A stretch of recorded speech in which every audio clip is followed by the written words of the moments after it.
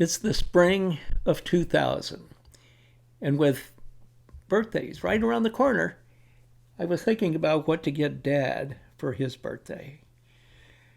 Dad was a former player in the Yankee farm system, never been to Yankee Stadium. Dad was a lifetime baseball fan, never been to Cooperstown, to the Hall of Fame. So I looked into what about a trip to New York? In 1938, Dad graduated from Mound City High School. He continued to work the family farm, but played baseball at every opportunity. In the spring of 1940, he learned of a tryout camp put on by the New York Yankees in Kansas City, Missouri. He packed his bags, headed to Kansas City, and was signed by the Yankees.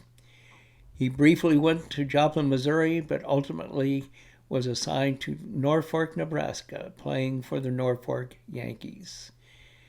This is an important part of the story because it gives context to why this trip was so important. As you can tell from the headlines, Dad had had a good season.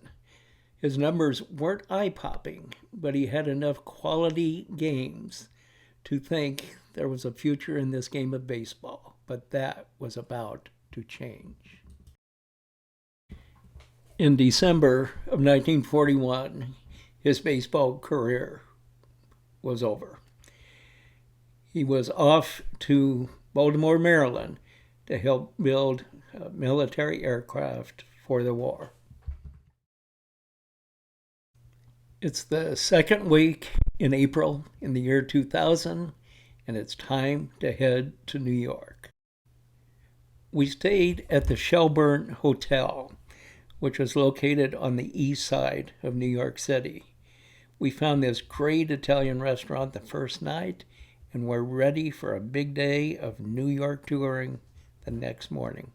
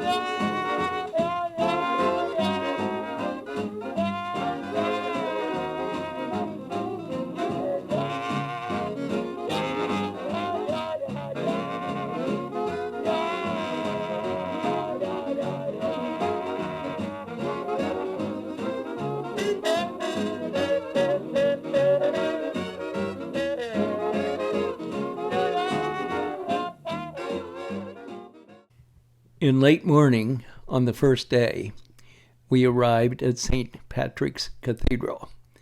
It's an awesome building, and we took our time to do a good, thorough tour of this beautiful place.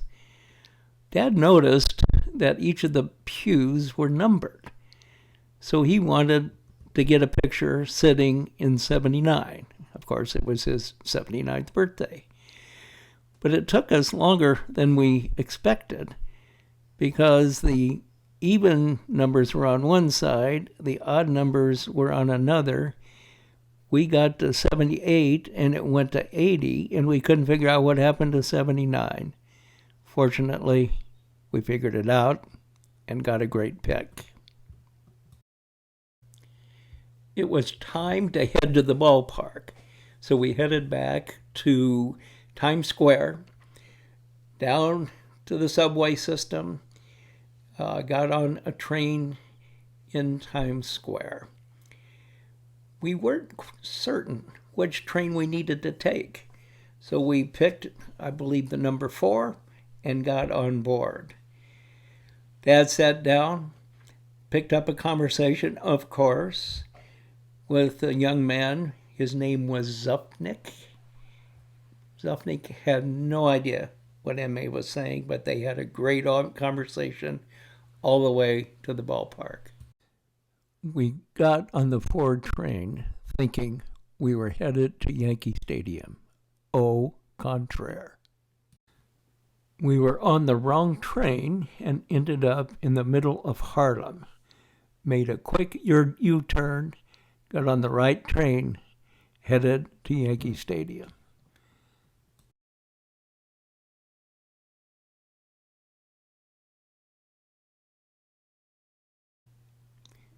We came into the stadium on the right field side and finally set foot into this iconic ballpark, the house that Ruth built. We were ready for a great day of baseball.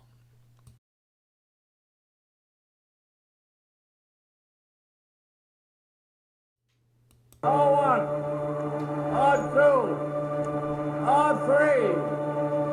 Take me out to the root for the glory.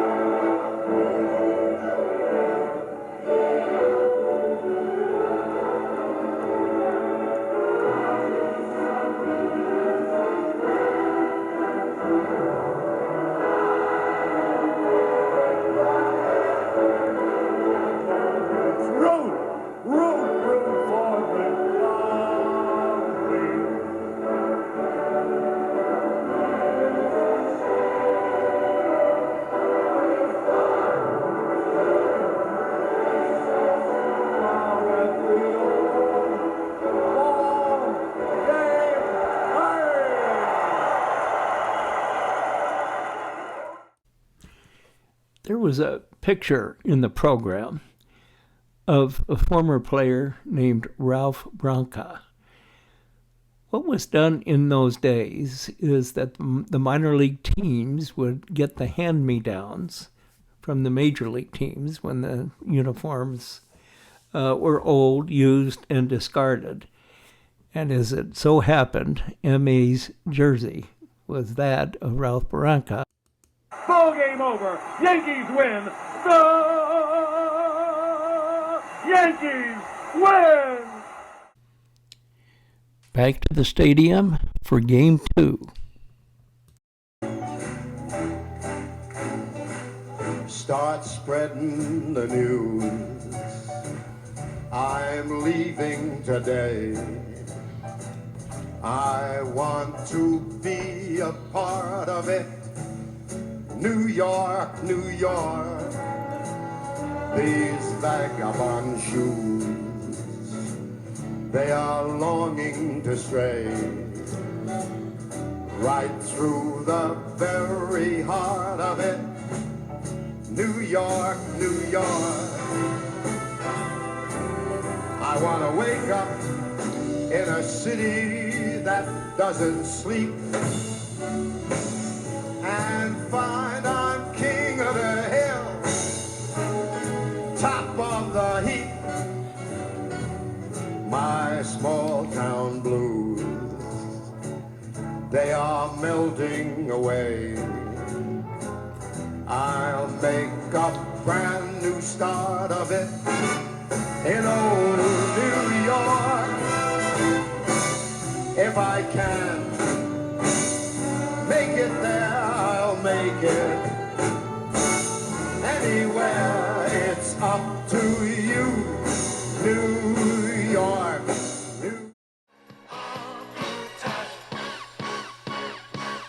fun to stay at the YMCA. It's fun to stay at the YMCA. They have everything for young men to enjoy. You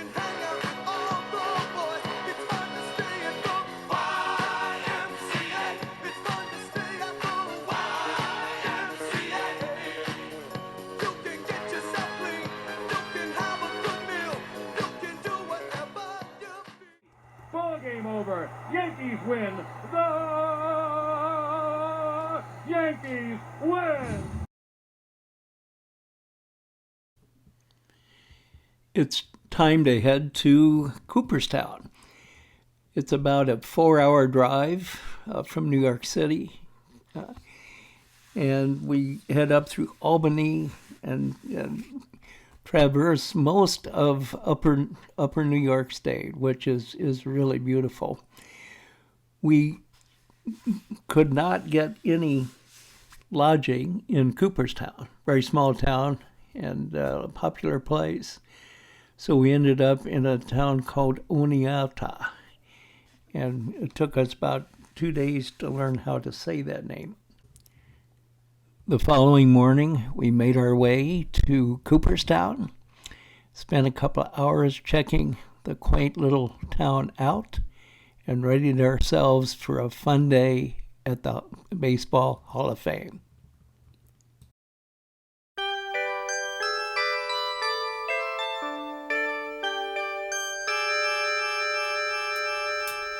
The Whiz Kids had won it, Bobby Thompson had done it, and Yogi read the comics all the while. Rock and roll was being born, marijuana we would scorn. So down on the corner the national pastime went on trial. We're talking baseball, Klazuski, Campanella, talking baseball. The Man and Bobby Fella, the Scooter, the Barber and the Nuke. They knew 'em all from Boston to Dubuque, especially Willie, Mickey and the Duke. Well, Casey was winning, Hank Aaron was beginning, one Robbie going out, one coming in.